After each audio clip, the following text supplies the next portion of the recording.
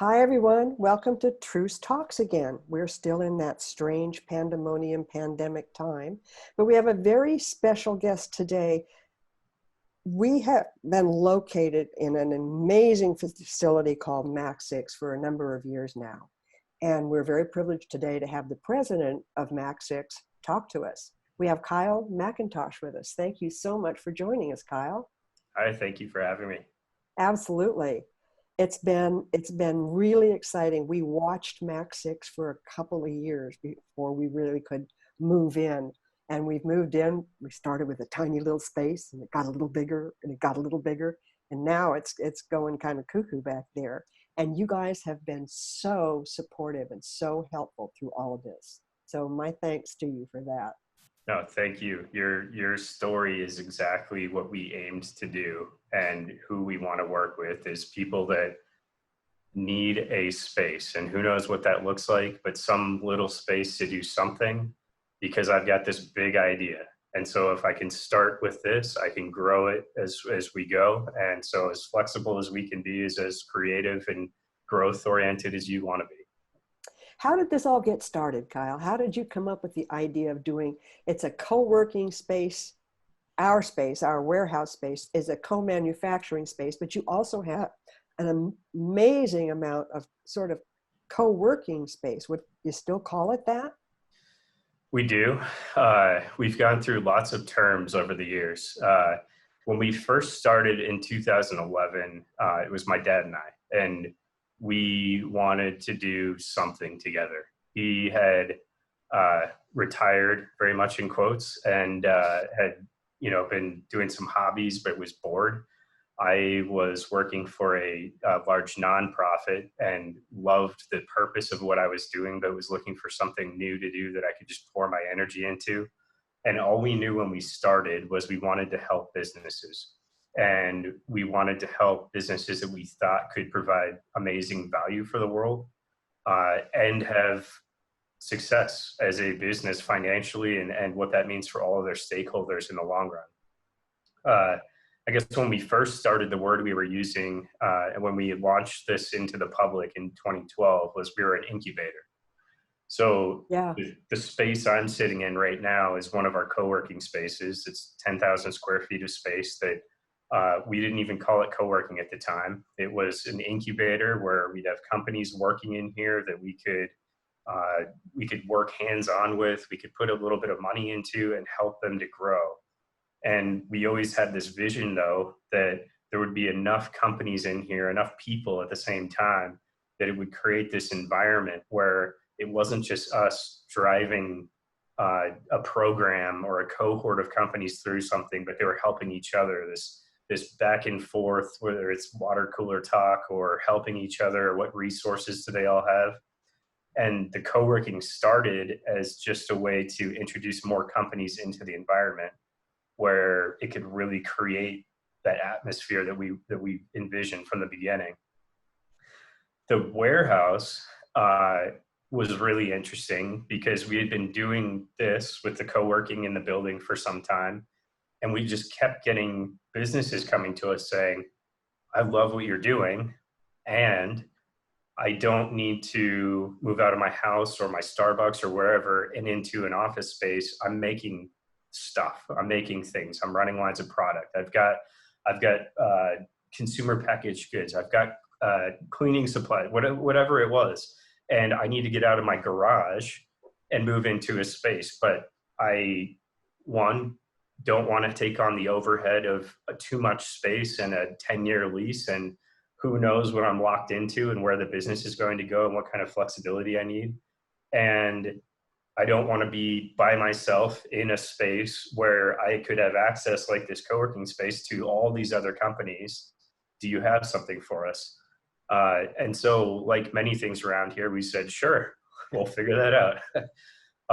And we bought the warehouse as really a listening to the market and just seeing what it could be. Hey, we'll test this thing that's working over here with companies that have access to each other and sharing resources, but for companies that very similar to, I just can't see what's behind the computer and what people are working on, but they're using their actual hands to make things and put things together. and it's turned into something uh, incredible. I mean, you're there, you see it. It's it's way more than we ever could have imagined from the beginning.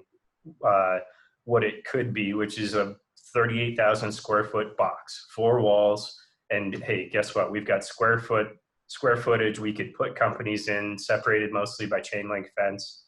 But the community that's come together over there, and what's happened far more than we ever could have driven it or had the, used our imaginations to even come up with a vision for it, is really just companies helping each other, companies working together. How do we solve issues that are common problems like shipping and getting prices down for things, because we have this group buying power, and all the things, the amazing things that have happened over there are just so far beyond the vision we ever had for it. It's a very special place, and even more so than, it's fun to give a tour because there's open flames and there's great smelling stuff and there's people making stuff and moving around. It's just, you get a feel over there of uh, it doesn't there's people working, there's people being productive, but it doesn't necessarily feel like a workspace as much as a community, number one, which happens to be where a lot of people are doing their work. But it is that community. You're absolutely right. We're making things, and we have the same issues, as you pointed out, the shipping. And it's been absolutely amazing to watch it evolve, to grow, and to change. It's magical. Magical is always the word I think about. Right now, what we're doing over in our space is we have a guy in there now who did 2 tours in Iraq, and he's a warehouse man. He knows how to do this. He's a Marine. He knows how to move stuff. He's getting it done. And it's like, okay, we're changing. So when you go in and see it next, Kyle, it's not going to look like the last time you saw it. We're not going to have offices there anymore. This pandemic has allowed us to go remotely tremendously, but we'll be there enough that the community will stay. The community will stay. But we've talked about that amongst ourselves there. It's like, oh, we've kind of turned a corner. It's amazing every day that I don't quite know how to plan for the day. And it's one of the most rewarding and fun things. Is what you're talking about is not unique to any of the spaces over there, where I'll go over there. When did that happen? What is this? And sometimes I love hearing these stories. Sometimes I've got a warehouse guy who, spent time in Iraq and I mean, the story in itself and the people involved is incredible. And look what it's doing for our space and opening up capacity where we don't have to be there all the time and we can be all over the place. I kind of believe once an entrepreneur, always an entrepreneur. So the amount of times I go over there, and whether it's Peyton and he's starting a new company or somebody's got a new idea for something, well, good for you. That's cool. How can I help? Yeah. And it's interesting. Voyage is a verb. Those 2 are amazing. They were in one of our old original spaces, and now they've expanded into this other space. And it's like, things are just taking off. And what I've noticed, Kyle, is even during this time of pandemic, the businesses there are trucking. They're producing, they're selling, they're working, they're making. There was a moment of real concern in the beginning when I think everyone pulled back, and we just really had to learn a lot more about what's going on. We need to reestablish balance of how do we even move forward in this new environment. And in particular with businesses where you have to be to some degree there to move physical products, someone has to be there at some point. How do we move forward if people can't be together? And so I honestly, there was a lot of concern, especially for the companies at the warehouse. And what's been like what I just talked about, but in a different way, whether it's creating new systems for your space to warehouse things or make the space more effective, or starting a new company and just thinking of, I've got this product I sell. I have this company that provides value for someone's life that's willing to exchange their dollars for what I have. That didn't go away. So how do I use that ingenuity to just shift how we're doing things? Mm-hmm. And Mm-hmm. to watch from the moment of concern to life just getting breathed back into that warehouse and the activity starting up. And it's different and it won't ever be the same probably. No. And in some ways, great, because we've learned a lot and we can do it better now. It's incredible to watch.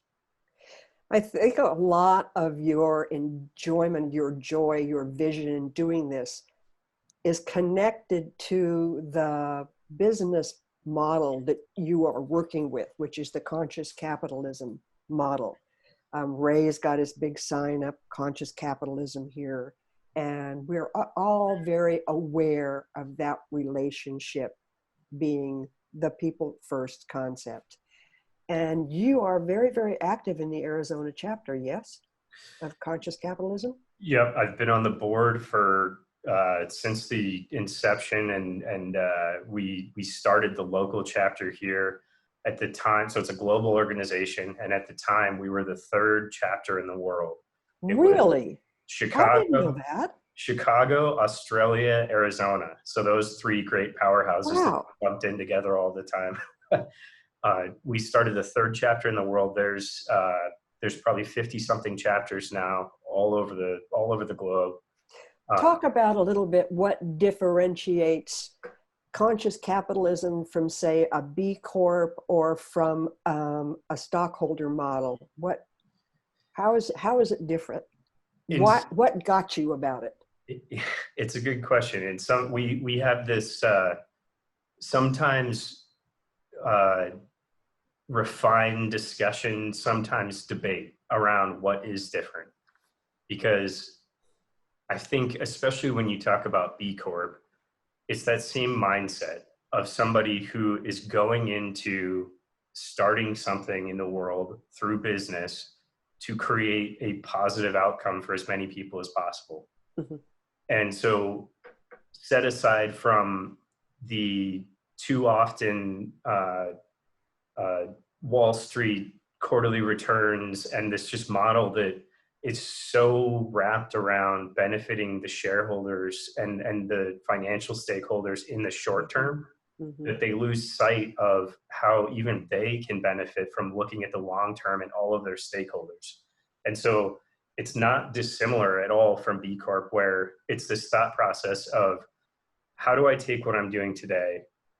How do I consistently make it better so that I'm not only making a better product, I'm positively affecting the people who are using my product, the people that work for me, the vendors, everyone connected, whatever touch point it is, stakeholders all over my company, so that they're having a much more positive experience in the world. When my dad and I started something in 2011 and we wanted to help companies, we sort of stumbled into conscious capitalism and the articulation that I came from this, I'd say I caught the last year of millennial and this very purpose-driven, it's innate in me. It's just a way I wouldn't feel fulfilled if there wasn't a part of that in what I was doing with my life. And he came from a very different but similar, in some ways, thinking of it as he calls himself an unconscious conscious capitalist, where this is just how we do business. And if we think about it in the long term, mm-hmm. yeah, we'll be more successful and everybody will. And so if we don't think about how do we make decisions where it's against another person so that we win in the short term, but both of us win. And even if it's a short-term harder decision where we might not get as much today, in the long run, it's exponential compared to having this just very narrow mindset. So we stumbled into this articulation. At the time, it was Raj Sisodia had written a book, Firms of Endearment. The book Conscious Capitalism wasn't even out yet, and said, that is exactly what we're talking about. Thank mm-hmm. you. Somebody's already taken this and made it way more articulate than we ever could. These are the types of businesses that we want to work with, which, I mean, basically it's a long-term view of business, and the four tenets being having a higher purpose than just making money. And in doing so, fulfilling that purpose to a much greater degree and making way more money.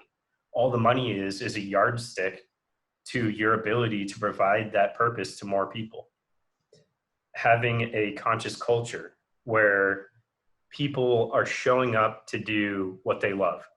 And it's not this syndrome that's happening in the workforce where so many people are showing up to jobs that they're either actively disengaged or disengaged. And what is that doing to them in their personal lives? And Yeah. how do we give people fulfilling opportunity to come in and uh, give companies their time and energy and their lives?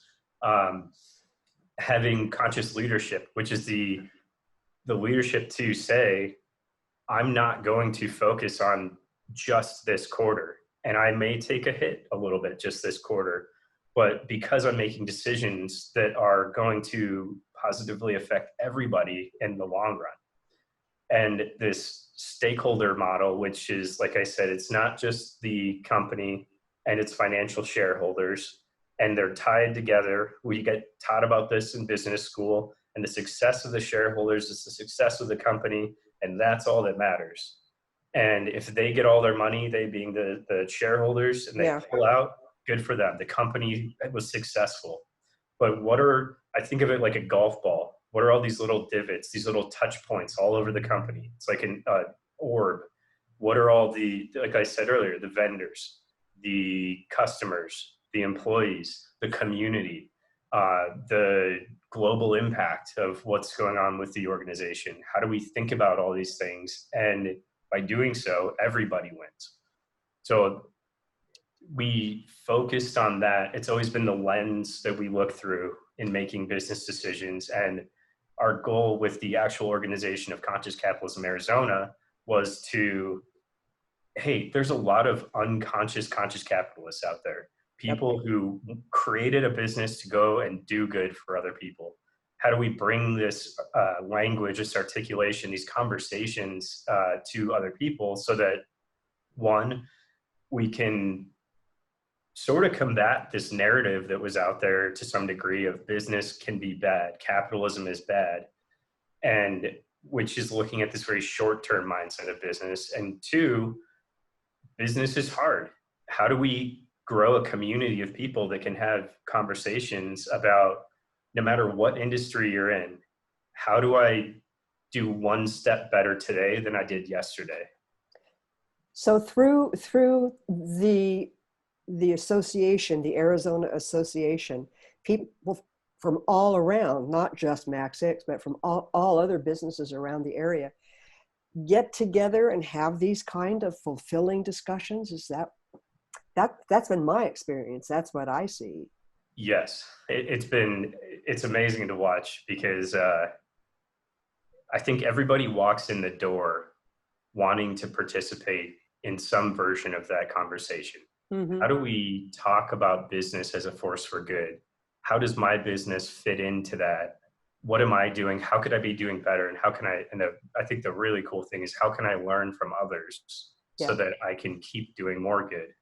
And so these, how do I learn from others discussions that are had, whether it's someone coming and speaking or being in a room of 30 or 50 or 100 people that are all out to do good, but have learned different things, whether through failure or success or opportunity or growth. Mm-hmm.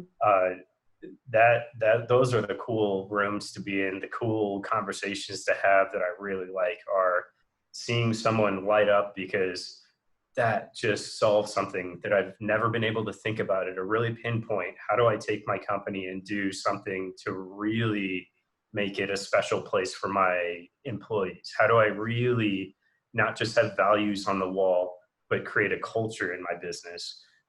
Those are the discussions that are had. Yeah, and you've certainly done that with Max 6. I mean, that's a spirit that permeates both locations. I think of both locations in terms of the Broadway location on Broadway Road here in Tempe, and then the warehouse, which is over on Park Lane. There is that spirit. I don't think anybody begrudgingly comes to work at any location. It's like, oh yeah, when hearing you talk just now, it's kind of like it was when we were in graduate school. when you were in business college, where you wanted to get there because there was a synergy that occurs because everybody's of the same mindset. Nobody's trying to take advantage of anybody else. They're trying to help. And it's a very unique environment, you know, kudos to you. It's a really unique and wonderful environment. I But think it's interesting when there are people who don't want to participate in this type of business. And you know what? I'm not going to say anything bad about them, but they stick out in an environment where everybody's looking out for each other and trying to do good by everybody else. And so it's been relatively easy to maintain this broad culture of and thought process and everybody in the same boat around conscious capitalism because hey, you know what? There's places where it's a better fit for other people, and that's great. But, right, right, absolutely. And one of the things that Mac 6 has done during this pandemic, because we've all been like, oh my God, you've been super active, super involved in getting out what needs to get out, the mask up, the social distancing, the checking in, how's it going, what's going on. I've been so impressed. There are boxes of masks in the front as we come into the warehouse. They're there if we don't have our own, which we usually do. But your support of us, everything from the pretzels and the coffee, you know, it's an amazing environment and we've just loved it. And what, from your perspective, which is very different than mine, how is it going? Is everybody feeling pretty safe? Is everybody looking at the other side? Has anybody had to sort of fold up for a while and go away? How's it been? yes, to all of that. Yes. It's interesting. It continues to be really interesting. If I'm looking at this from 1,000-foot view, objectively unconnected from myself, this is fascinating to study. In it every day, it is really interesting, and we're doing a lot, and it's still not enough for a lot of people, and it's probably not. We collectively, as a state, as a nation, as the globe, are learning so much every day that what we're trying to do as much as possible is do everything possible to give people the power to make their own decisions based on what we have set up as safe an environment as we can, whether it's the masks or the temperature checks or the signage and everything that we've done for people to be able to have people basically self-selecting, saying, I'm healthy, I haven't been exposed to anything, wearing a mask. It seems to be providing enough for a lot of people to be able to come back into the environment and say, if I'm going to do this, it's going to be a risk, just like going to the grocery store right now or anywhere else, but it's as known a risk as we can make it. Honestly, the co-working spaces are pretty sparse right now. And it's, there are people coming back intermittently, but as things have changed in the state, you know, people have sort of gone back out home for a little while. Mm-hmm. And I get it. I get it because there's so much unknown that depending on your situation or your risk level or whatever you want to call it, I totally get it. What's been pretty amazing to see, and it's really made me think differently about Mac 6, is that it's not just a physical space. It's this community, which even though people aren't here, and a lot of people aren't here, there's some people here, that community didn't stop. I still see people, whether it's through Slack or telling me stories about connecting with each other and doing things in business or doing things, just having conversations with each other. Hey, how are you doing? Can I help? Just, forget business for a second. Just as a human being, what's going on in your life? How can I be there for you? It's been a pretty special thing to see and made me really think about Mac 6 as far as what are we selling? What do we charge for? is a square foot of space and multiples of that. But what are we really selling? It's so much more than that, because that's what the money part of it is. But if you are able to grow your business beyond just what the square footage of space allows you to do, because of the connections that are there and this value proposition of being connected to all of these community members, even if you can't be there in person, uh, it's human beings. We need that. And so if we can act as some small conduit for that, I mean, that's a success during this time. And we've seen a couple examples of companies that, you know what, it wasn't even a financial thing totally. It's there's a company that does student travel, large trips for DECA conferences and things. And two things that we're not doing much of right now are travel, and who knows what's going on with schools. And so what does the future of that business look like? He's getting told we may have 50% capacity for these conferences in 3 years. So he's still got it, but he's not really working on it. And he's seeing if he can put his energy in other places, because there's not a way to really work around that. It's not the same experience of being able to do something virtually like we're doing. But a great majority have figured out either how to manage through this for now as best we can and are working through it, and or this provides a new opportunity to access so many more people than we ever could by having to be face to face, but by these virtual routes that we have now. It's Slack or Zoom or any of these new technologies. Yeah, and as you grow your ability to pivot being that magical word. Okay, we can't do this for a while. This isn't happening. We ran out of bottles because all the plants that make them shut down because of the pandemic. And so we're like, oh my God, we can't get bottles until October. But bit by bit, things are waking up and they're coming back. But you got to pivot. What can we do? All right, we'll do this. We'll try that. Who's got this? And that's what you do, you know, when you're doing that hands-on kind of thing. But it's challenging and it's scary and it's continuing. And so how are we going to continue with this?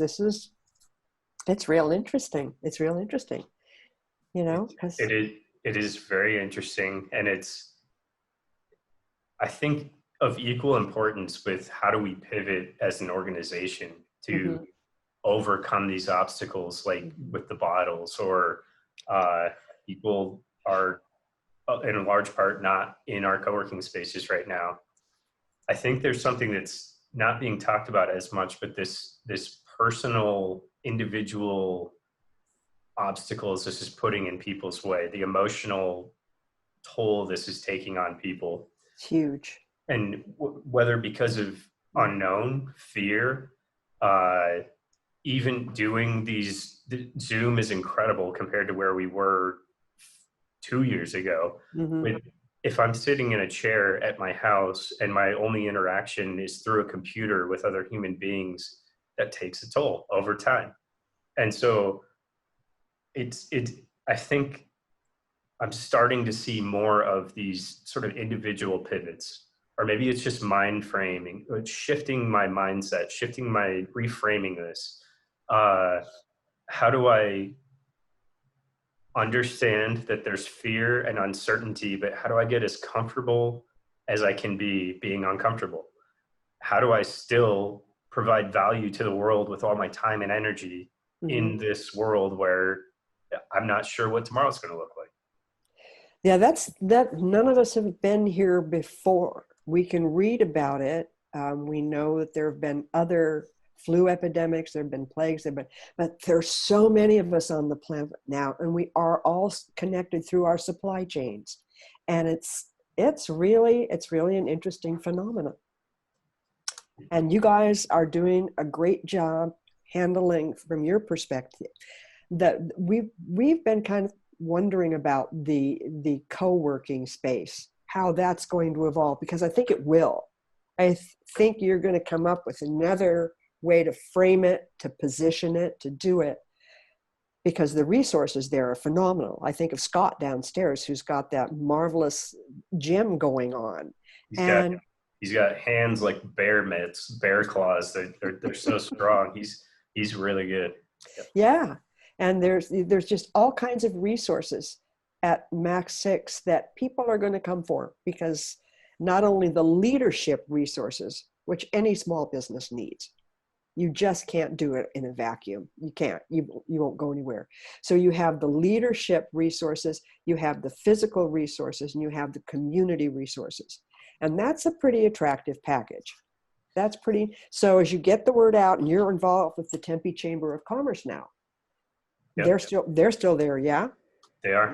Yeah. So that's, you're going to know what's going on from the inside, and that's going to be fantastic. It is fun feeling like I have a little bit of inside knowledge on what's coming next. Yeah. Really locally here in Tempe. And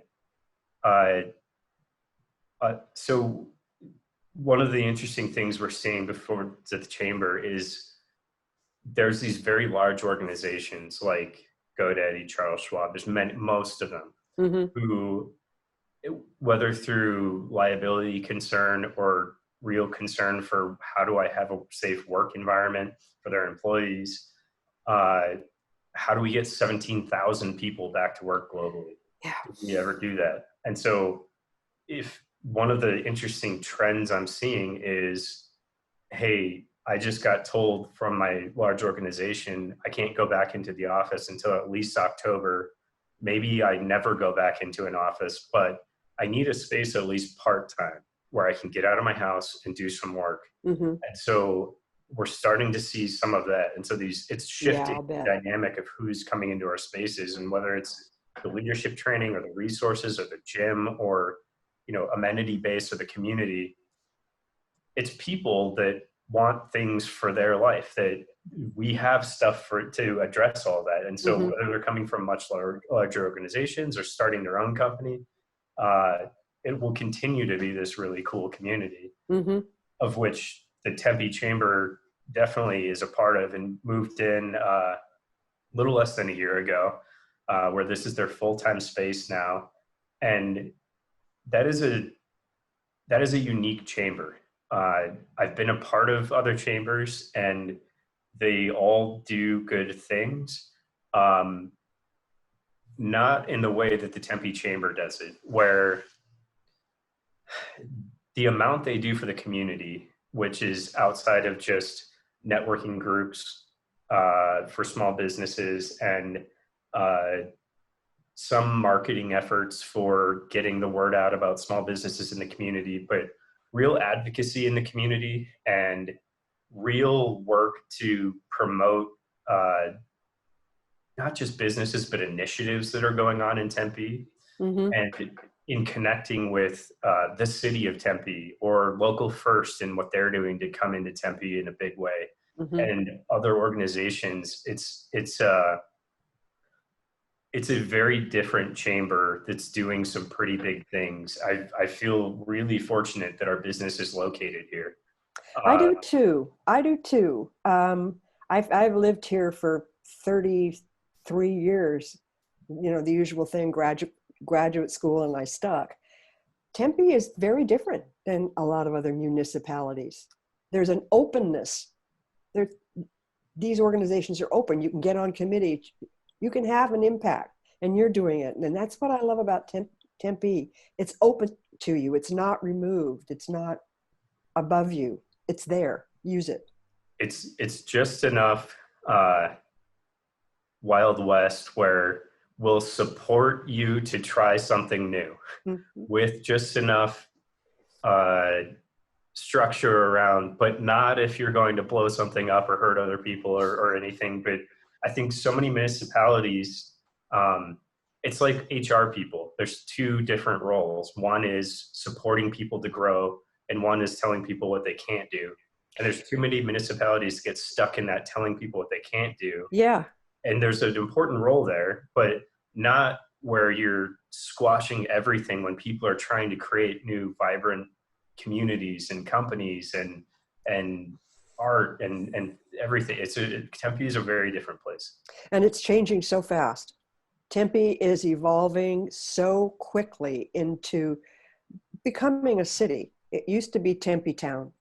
I remember there used to be a columnist in the paper who called it Tiny Town. He always referred to it as Tiny Town. It ain't no tiny town anymore. This is a really sizable community. A lot of that's ASU, a lot of that's Tempe, and why it's good to live here. It's been very fun. And it's been very fun talking to you, sir. It's been a while since we sat down and had a conversation. And I'd like to put forward the suggestion that I'd like to do it again in maybe 6 months and see where you are. I'm going to be talking to Jen Burwell, who is the businesswoman of the year for the Tempe Chamber. And I'm going to be talking to Chrissy Jackson about what it's like to step into a real estate management position. She manages us at the warehouse and everything. So I'm really looking forward to integrating what's going on at home, as it were, into what we're doing as much as possible. So I'll be back at you. Thank you. That sounds great. Okay. Thank you so much for taking time to talk with us today. And everybody, Scott McIntosh and Kyle McIntosh started Mac 6. Kyle is running it like a champ, and it's fabulous. And Kyle, thank you so much for joining us. Thank you, Diann. Okay. And everybody, we'll be doing this again on a regular basis. It's a lot of fun. We're talking to smaller businesses. We're talking to city people. We're talking to anyone you'd like us to talk to. If there's someone you think it would be interesting to talk to, let me know. I'll reach out. Thank you.